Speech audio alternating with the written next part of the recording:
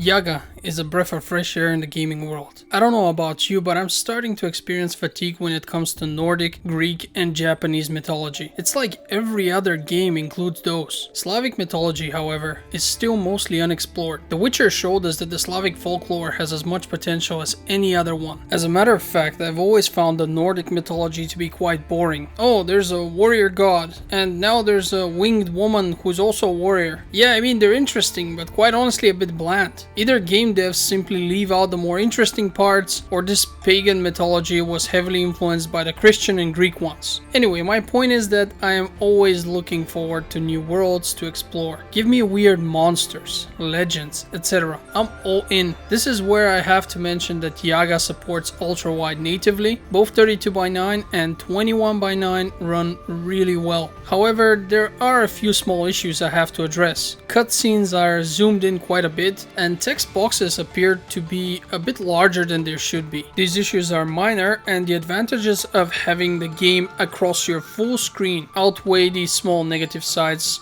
every time. Now let's look at the game's story first. We play as Ivan, a blacksmith who unwillingly becomes part of a conflict between his Tsar and the witch Baba Yaga. Essentially, the witch curses the Tsar, declaring his downfall will come thanks to someone with really bad luck. And since Ivan has been pretty unfortunate lately, the ruler decides to send him on an impossible quest in order to get rid of him. Unfortunately for that Tsar, the blacksmith turns out to be quite capable and keeps fulfilling the king's wishes no matter how outrageous or impossible they seem. The game's world is beautiful, and exploring it is made so much more enjoyable by the fantastic soundtrack, which mixes Slavic styles with more modern beats. All the dialogue is voiced, and while the voice actors don't actually do the correct dialects or accents that would really fit this kind of story, they still do a great job overall. I also love the fact that the conversations are all rhymed, which reminds me of older fairy tales, and is thus one of those things that just add to the game's atmosphere. Now, from a gameplay perspective, we are playing an action RPG, which features a mixture of leveling, crafting, exploration, and quests. Let's start with the leveling. In order to better explain it, I will have to mention the game's choice system. You have a lot of side quests and conversations during which you get to not only decide your approach to each problem, but also choose the manner in which our character presents himself. You can be aggressive and pretty much taunt and threaten everyone. You can be heroic and honorable. You can be greedy and selfish, and last but not least, you can be a half-wit. That last option, by the way, is quite entertaining to play, and if I ever decide to replay the game, which seems rather unlikely, but if I do, I will definitely play it as an idiot. The reason I'm mentioning this is because these approaches matter. The type of choices will not only change the outcome of the side quests and determine which ending you will get. Yes, there are multiple endings, but they also end up defining our character. So back to leveling. You have an experience bar, and it fills up as you kill opponents. Pretty standard fare so far. Once it does fill up, you don't simply level up on the spot as you would in most other games. Instead, you have to finish the map, and then our character gets to sleep in his camp where you level up. Depending on the choices you have made, you are presented with cards which will give you a passive effect as a reward for your level. This is why I wanted to explain the whole system of choosing your actions and responses earlier. A character who is mostly aggressive, for example, will be offered mostly aggressive passive skills from which to choose from. There is something I really dislike about this system, however, and it's the fact that it stops your progression once your XP bar is full. From that point on, you can fight enemies, but you will accumulate no further experience until the next level has been initiated by selecting the card, which again requires you to get out of the level first and do the whole thing that I explained. I've had cases where I cleaned half of the map and my XP was already maxed out because I couldn't do it in the last map. So from now on, I was gaining nothing from the fights except eventually some materials from the corpses. And speaking of the fights, the game's combat system is one of its weakest points. Some enemies have hitboxes which seem almost random. There's some giant spiders which are incredibly hard to hit for some reason. You get right next to them, strike, and hope that the game will decide to detect the hit, and more often than not that doesn't happen. Our character can perform both light and heavy attacks,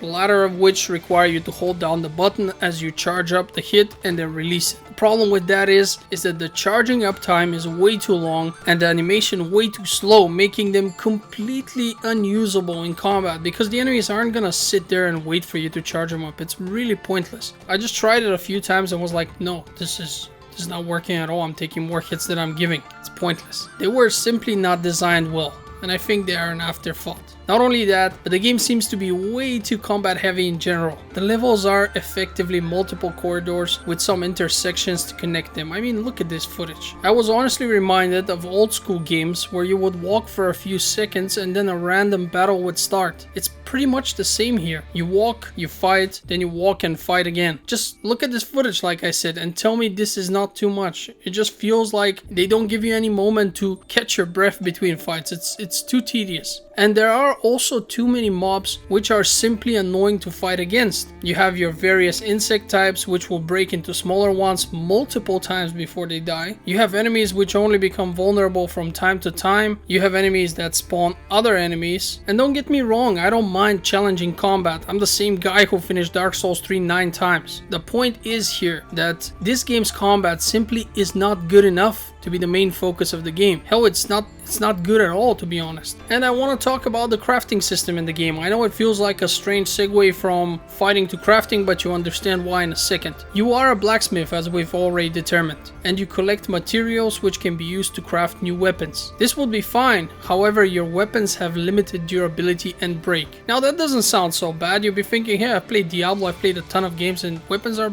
always breaking down if you don't pay attention. Well, in this game you also have your most basic hammer, which is unbreakable, so if your weapon breaks down you can switch to that one. The problem here is that your weapons break down way too quickly. You will usually not be able to clear a whole map with a crafted weapon. The developer actually explained that they added lots of runes which can be used when you craft your weapon. These runes have special effects which activate once the weapon breaks, so they're designed specifically with the thought that your weapon will break and then something will happen. And yeah, I used them. They also mentioned that they wanted the player to experiment and craft more. Problem with that is that the crafting system suffers from two huge issues. The first one is that there isn't enough crafting material available. Hell, I couldn't even find enough to fix my damaged weapons most of the time. The second issue is that the game does not explain the effects of the craft at all. Well, it does explain them, but so poorly that it really doesn't help much. For example, you have materials which make your weapons, and I quote, hurt enemies a bit more. Well, how much is a bit? Is it 10%? Is it 5%? Nobody knows. How about another material which causes your weapon to do more damage to unclean enemies? How much more damage? Who knows? What about unclean enemies? What the hell are those? Also never explained. And speaking of a lack of explanation, I took a look at the Steam discussions page because I wanted to find out a bit more about the game's endings, since I didn't feel like replaying the whole game multiple times to see them all, obviously. As it turns out, most people agree with me on the issue that the game just does not explain things. For example, you have some basic stats called body, and I think one was wisdom, but I'm not sure anymore. The point is, I don't know what these do, and most people don't seem to know what they do. The game never really tells you. You could technically experiment by using some food or a buff of some kind in order to increase a specific stat and notice if, for example, your health increases or your stamina increases. You could do that, yeah, but I don't find that fun. I don't want to play investigator with the game. It should just tell me what this stuff does.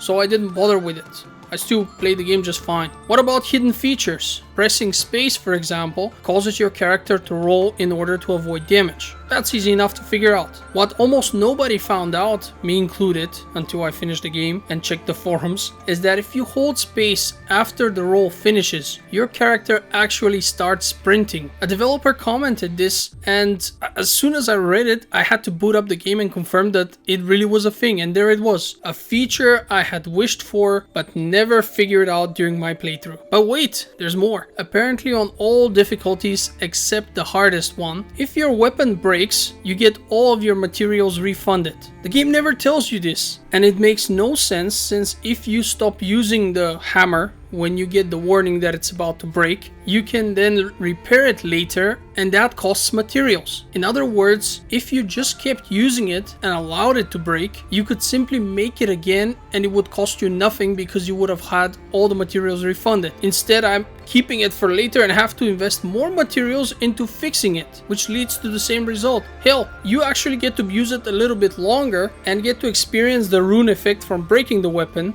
if you just let it break. So in the end, you actually get punished if you decide to repair the hammer rather than just let it break. But nobody ever tells you this, and it makes absolutely no sense that a weapon that breaks would refund you your full materials. Another feature the game has is the bad luck mechanic. As you use items and perform certain actions, a special bar, which basically shows the bad luck, will fill up. Once it's full, you lose all of your buffs, your weapon breaks, and a special boss will appear to fight you at the end of the level that you're playing on. You can, however, use items in order to keep your bad luck under control and will almost never have any problems with that. Again, you won't know any of this until it happens. You have to try to figure it out. And with the bad luck situation, I'm a bit on the fence. On one end, I think it's kind of cool that you don't know what the bad luck would do. On the other end, it always does the same thing, so it's not really justified. If they had made it like a random bad thing happens to you, that would make more sense to me, you know. That would be something that's worth hiding, because ultimately the player will be surprised every time. But when it's a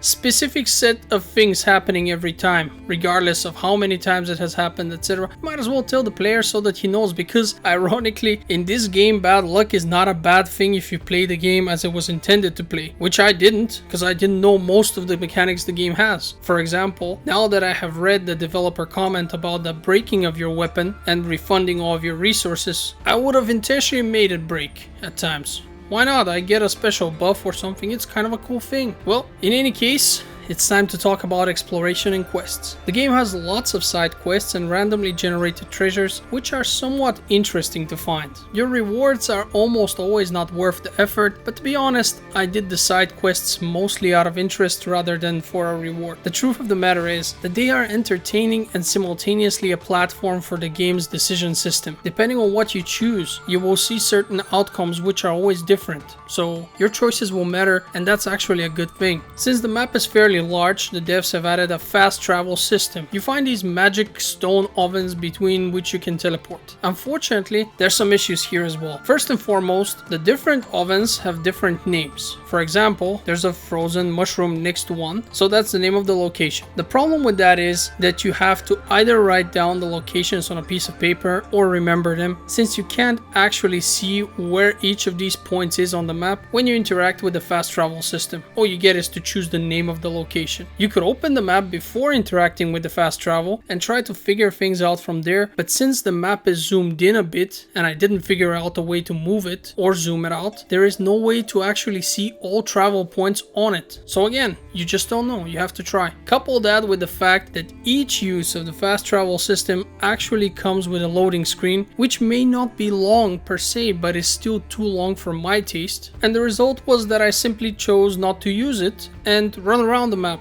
And now that I think about the fact that there was a sprinting mechanic in the game that I never knew of, I'm actually getting pissed about it. Beating Yaga took me around 7 hours. In that time, I did all of the side quests and explored every map. The game's story, presentation, and music are what kept me going after the 4th hour of playing. The gameplay is simply too tedious and repetitive. At that point, you really have to decide, do I want to push on and see what happens, or am I getting way too bored with these constant fights? And the same way that the maps mostly look at first. And honestly, the story carried me. That was the good thing. The story, the voice acting, the music, that stuff was actually good enough for me to say, alright, I will deal with the boring gameplay in order to see what happens. So yes, even the main quest becomes a bit boring. You essentially have to always get 3 items in order to receive 1 in return, which you then bring to the Tsar. And then your next quest starts, which effectively revolves around finding 3 different things and then giving them to 3 different people who help you find that one thing you need. And this repeats several times. This is your main story. This is how it's going to look. And while that is repetitive, like I said, the voice acting, the humor, the interesting monsters and everything else around it, but not the gameplay, definitely not the gameplay, will distract you from the boring parts of the game and will mostly carry you. Like I said, the Slavic mythology is actually quite interesting, and I saw some people comment on the fact that the game has many items whose effects are actually from old Slavic fairy tales, which I think is really nice. You know, there's for example this wooden comb that when you use creates a forest from underneath you, something like that. Now the effect obviously is far from as epic as described, but the point is that apparently it comes from an old story, and there are different items like that, some of which are even Easter eggs, and again based on some old Slavic folklore. The game ran well and I never experienced any slowdowns, crashes, or other bugs that I can think of. On top of that, the developer seems really dedicated and has not only responded to many of the people's complaints, but he has actually tweaked the game with patches in order to make it closer to what the fans want, which is a huge plus and one of the biggest advantages when it comes to independent development as opposed to AAA devs who couldn't care less about what the players want. The game even features a dog in the village which you can pet, and I think we all know how important this is in a modern role-playing game. I definitely always consider it negative if I can see an animal, I want to pet it and I can't. So all in all, I was not disappointed. Yes, the game has flaws, but I still enjoyed playing it for the most part. The story is entertaining and the presentation is fantastic. There are a few issues which I have addressed, but all things considered, I can still claim that the pros outweigh the cons significantly. I would love to see more game worlds based on less known, but by no means less good folk tales. I love that kind of stuff. The game currently costs €21 on both GOG.com and Steam. If you are considering buying it, get it on GOG. I am not affiliated to them in any way, my recommendation is simply based on the fact that GOG actually sells you games which are completely DRM free, meaning that what you buy there is truly your own. No need to run any additional launchers which eat up some of your PC's resources, no need to worry that perhaps one day the games might not be able to authenticate your ownership or other issues might arise because of the DRM, because there is no DRM on GOG. Anyway, in conclusion, Yaga is a good game with some flaws, but definitely worth playing. $21 might be a bit expensive though. I'd probably wait for it to drop to around, let's say, $10 and then strike if I were you. Regardless of your choice, I want to thank you for watching this video and wish you a great day. This is Nino signing off.